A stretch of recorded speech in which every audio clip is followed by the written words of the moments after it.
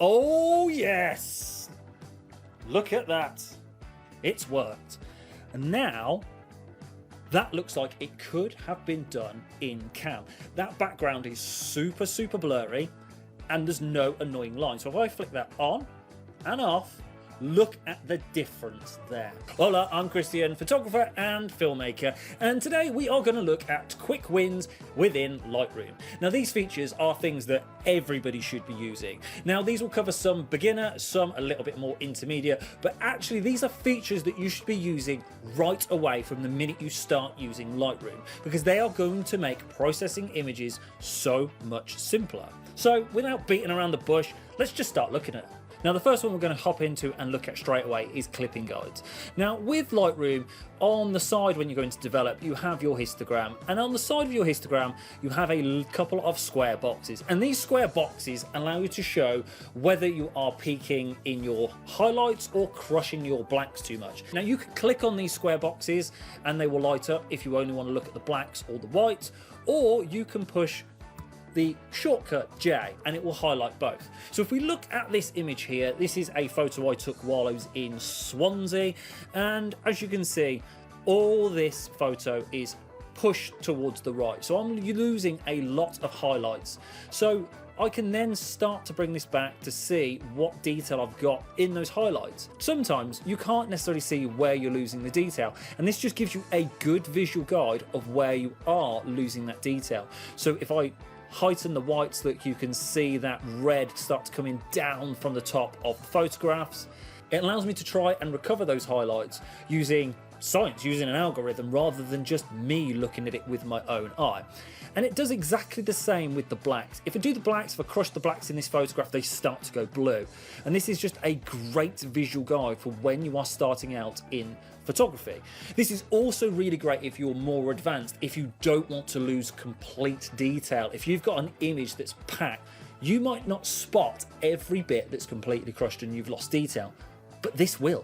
Okay, so the next quick tip we're going to look at is the color pointer. So if you go to the color mixer at the side, you've got the mixer which has got the HSL, it's got all your hue, saturation and luminance, and next to it in Lightroom Classic 2024 you now have the color pointer. So what we're going to do here is I'm going to zoom in on this this person here. I'm going to select their hoodie, and what it's going to allow me to do is it's going to allow me to adjust this slightly, so I can either make it a little bit redder, a little bit more orange, so I can adjust this color and I can change the luminance of that direct color, which is absolutely great. So now if I click out, oh look at that, it pops so much more. And this is a really good way for just selecting the color that you want. And the great thing about this is you can also have more than one color selected, so you're not limited by different colors. So again, on these yellows here, I can get these to pop a little bit more. You can see there's a yellow there that's peaking slightly because I've got my highlights on, so it's showing me that there's a red peaking, but I can adjust my yellows so they pop a little bit more. This is great for making things stand out in your image a little bit more, and you should be using this just to accent little things, just to draw the eye to certain things in an image. Number 3, we're going to look at straightening your images. So if you have an image that is taken from a low angle with a wide angle lens, the image sometimes looks great, but you get an offset, so everything seems to not come quite into the middle. So you tend to be more centered at the middle than you may be at the top of a tall building, for instance. So what we're going to do to correct this is we're going to go into the transform tab, and you have 6 little boxes. And what we're going to do is we're going to use the guided tab. And here it's going to give us a pointer, and we are going to select the straight edges that we want to measure. So we're going to click on the straight edge that we want, and we're going to drag it down, and we're going to do the same the other side of this building. What it's going to do is it's going to straighten up my image, so it's going to almost change the perspective of it, and it's going to align that a lot more than it was previously. Now to look at, it was only subtly out, but it allows that image to have straight lines in it. It's really good for things like home photography, so if you're doing photographs for estate agents or anything like that, Those fireplaces can look out of kilter when you take a photograph. They can look wider at the bottom than it can at the top because you tend to need to use wide angle lenses for those styles of photographs. This allows you to level up super quick, and you can just do this very, very fast. Now I'm going to straight up apologize for this next photo because you're going to have to look at even more of my face.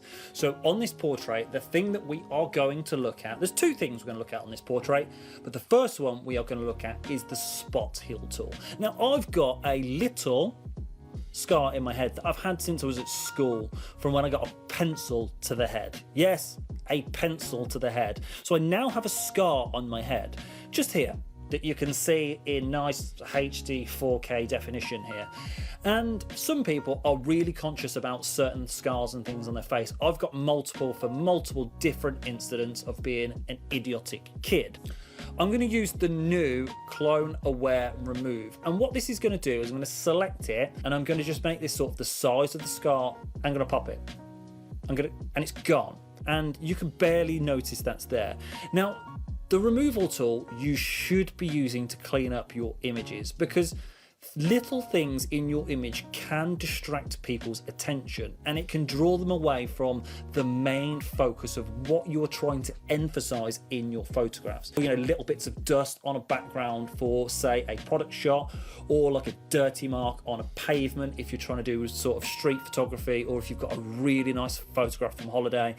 Or in this case, it's just removed that scar on my head. Now, if you don't, it is literally like right here somewhere. I've had it for years. I forget about it until I see it in photographs. We're going to look at early access lens blur. So right here, we have a new feature with Lightroom called lens blur, and this is great if you're starting out in photography and you've maybe got a kit lens, or you haven't got a lens that's got the best depth of field. What this is going to allow you to do is a bit like your mobile phone. It's got that portrait sort of feature. So when you get your phone out and you start going, and you've got a portrait mode and it starts blurring the background, but you get that annoying line around your head. Well, lens blur does the same effectively, but it gives you a lot more control. It looks at it from a photographer's point of view.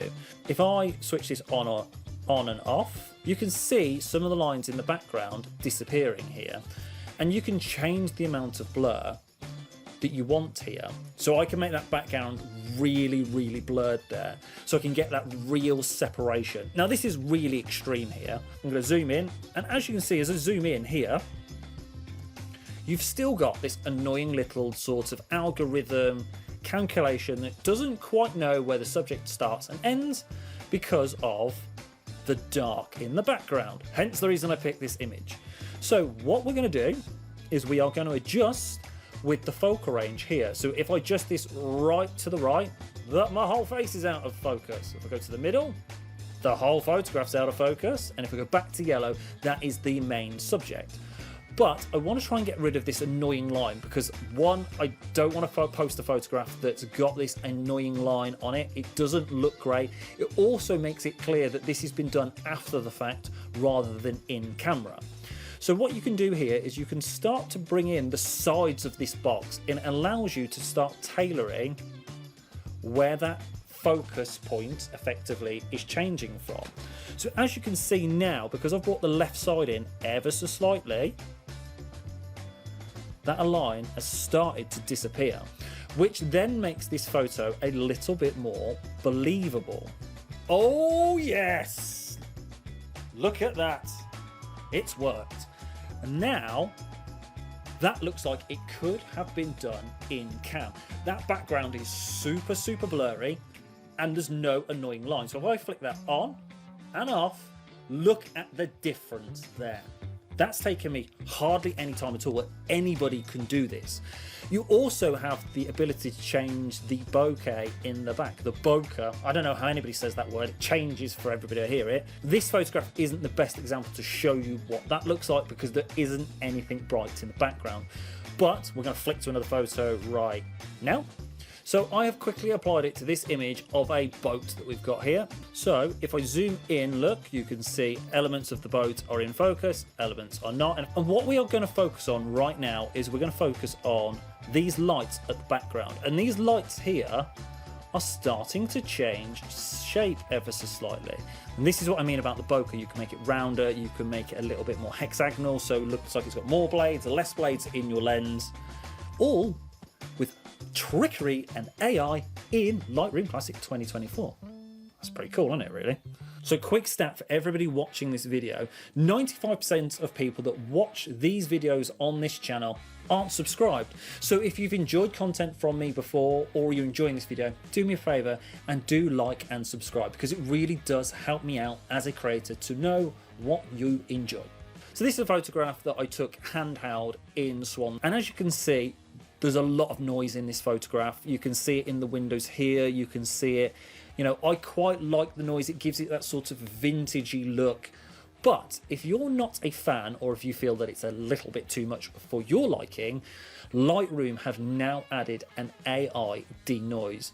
And it will save the image as a new DNG, but simply just go to detail, push denoise, what it recommends to denoise this photograph. Now this box has appeared on my screen and it's giving me an amount of 64, and it takes a little bit of time to process, but the end image generally looks really good. So if you've got an image you've taken low light, it's got loads of noise, you want to try and save it, it's now a lot more possible in Lightroom than it ever was before. Oh, look at that. That could have just saved your image. Now personally for me, I like the way that image looked beforehand, but if you want a super sharp and super crisp image, this is a feature that you should be using. You should be setting up brush presets for your photos fairly soon after you've started using Lightroom, because it's going to make processing your images easier. If you start to take photographs of the same sort of things regularly, by saving your own brush presets is going to save you time in the long run. So simply go into masks and select, we're going to select brush for this one, and what we're going to do is we are going to highlight the building in this photograph. Again, this is super crushed out, and we're going to add some sort of contrast back into this. We're going to just level up this building a little bit to allow us to make these buildings stand out. And what this is going to do, and what we're going to do with this preset, is we're then going to save it. Now, I haven't been super accurate with this because we are just creating a new brush right now. So what I'm going to do at the top is in brushes where it says custom, I'm going to scroll all the way down and I'm going to save current settings as new preset. You can call that whatever you want. I'm going to create that. And then if I go to another image, any other image in this lot here, and I go to brushes and I go to preset, it's gone to add contrast preset, look. So it's already saved it, and I've got some others that I've saved in there as well, but it allows you to use that brush as you would use it on the other photograph. When you're using brushes and you're starting to notice that you're using brushes for the similar sort of things, you should be saving these, because otherwise you're going to have to recreate them every time. And there's no reason that once you've used that brush, you can't then tweak it a little bit, you can't then change it, but it gives you a good basis. The next thing we are going to look at is grids. So when we go to our crop feature, the grid appears, and we can tailor this and we can choose what size we want it, whether we want it, you know, 4x5 for Instagram, whether we want 16:9 for stories. And then what I'm going to do is I'm going to push the O button, and the O button is going to allow me to change the different grids on the screen, so I can then level this photo up with certain things that I want. So it gives me the option to then look at other grids to select, and there's loads of different grids in here. If you push Shift and O, it gives you a different variant of some of the grids. The diagonal ones do, so you can line things up diagonally within your photograph with these grids. And the golden ratio circle also changes, which allows you to then draw things to the eye. And this is a really good way of making sure your images are almost symmetrical and things are drawn towards where you want them to be drawn towards in your image. So you should be using your grids. Remember that shortcut, it's O and then Shift and O to cycle through some of the different ones. Okay, Christian from the editing process here. So I sat down to start putting this into the timeline, and I realised that I'd only recorded 9 tricks and tips, and I didn't record this one. So I've had to come back and film it, hence the reason it looks a little bit different behind me. The one that I forgot to record was user presets, so looks within Lightroom. Now this is great. You can start using this really soon after starting to use Lightroom, because this is going to help you make multiple images look very similar. So it's almost like creating your own LUTs. So I've got a photograph here that I've already edited of a house in a village. It's a very English country vibes, and what I want to do is I want to take all the settings from this and I want to apply them to other images. What I could do is I could just go copy all this stuff, but it's actually easier. I can use this on different images in the future without having to refine this image. If at the side I go to preset and click the plus button, and then I can go create preset. So here you have the option to create a new group, use an existing group. So I'm going to use my preset pack 2023. I'm going to call this Village Vibes, and I'm going to select the things that I want to copy and paste. So I've already sort of pre-done this. You've got all my masks here. Now the only ones that I want to transfer over are the main base things, the things that aren't going to be tailored or custom per image, the things that will effectively be either adaptive or just applied to a whole image. So the linear left, so that's the linear grade coming in from the left of this image. The sunburn, which is a radial mask that I've created to make it look like a little bit low contrast, as if there's loads of light coming from one side. The linear grade from the bottom, and the adaptive sky. So I want those 4 masks. So I've unselected all of the others. I'm then also going to unselect white balance. Now the white balance is going to be different for every photograph, so this should either be set in cam or tailored per photograph. I'm going to select everything else that I want. So there's some here, some like transform, lens correction, I've left those off. This is going to vary depending on the image and the camera and lens you're using at that time. I'm going to go create. And now that preset is in my preset pack 2023, so it's just there. I'm going to select another image that's the same before I've edited it next to it. I'm going to select the Village Vibes, and I now have a slider at the side where I can select how much I want this preset to affect this image. And there you are. You now have a good base for your next image without having to find the image that you want to reference from months ago. So my last feature that I would 100% recommend, and you should be using this right away, whether you've gone out and taken loads of photographs of somewhere you've been, or whether you're looking at photographs you've taken for a client, is you should be rating your photographs. It's going to make finding your bangers easier. So you have the ability to rate photographs. So with numbers from 0 to 5, you can rate photographs. So if I push 4, for instance, you're going to see a little star appear at the bottom of this photograph. You know, I've got one I took by mistake there. That's a 1, look. And as you scroll through, you can then start looking at the photographs you've taken and decide on some of the ones that you want to keep or that you want to process. This is something you should be using. It's going to make finding those images much simpler. And you also have the ability to colour some of these photographs. So if we go back to that one that I took by mistake on a bench, if I push number 6, it's going to label that as red, which means that's not an image that I even want to look at again. So I might possibly want to remove it. Remove that colour by pushing 7, and it's going to change it to yellow. 8, we'll label it green. Blue will be 9. Or if you push the same number again, it's going to remove that colour. I straight up want that to be red, but it allows you not only to label those photographs as what you want to keep, but it also allows you to label the ones that are green. So you can go through it with clients and you can either label them green, or you can go through and flag it as a pick. So you can push P to pick it, so you've flagged it as a pick with a client, or if you want to remove it, you can push U and it will remove that flag as well. So this is a really good way of being able to find the images that you want to process quickly. Realistically, when you're going out and taking photographs, you're probably not going to publish, print, or share every photograph that you take, or at least you shouldn't be. You should have a barrier of entry to quality for what you want to post and what you want to be associated with. Okay, so there you are, 10 quick features you should be using in Lightroom, whether you're a beginner or a pro. Now, if you've got any tips that I haven't put in this video, drop them in the comments, because they could help other people watching this video. And ultimately, that is the goal, is to try and help everyone take more and better photographs.